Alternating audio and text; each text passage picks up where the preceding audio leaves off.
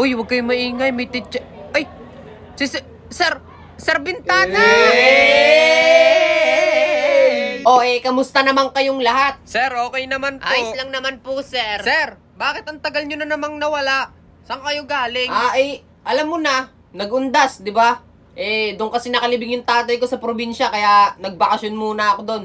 1 linggo. Kaya 1 linggo ako wala dito. So dinalaw nyo po yung mga kamag-anak nyo sa sementeryo, sir? Hindi nanguha lang ako ng mga pagkain doon. Guys, alam nyo ba? Nung umuwi ako ng probinsya, grabe yan, laki ng pinagbago ng mga tropa ko doon. Talaga, sir? Bakit naman po? Ano pong pinagbago? Ganito kasi, mga lasinggero na sila. Ang lalakas na nila mag-inom. Bago kami pumunta sa sementeryo, nag-inom muna kami. Ay, grabe. Tapos nung nag-inuman kami, di lasing na lasing. Kagaguhan ng tropa ko, tumawag sa pulis. Sir, bakit naman tumawag sa pulis yun? Nagre-report, ang dami daw patay doon. Grabe, nakakamiss din pala, no? Ang tagal kong wala dito. Oo nga, sir.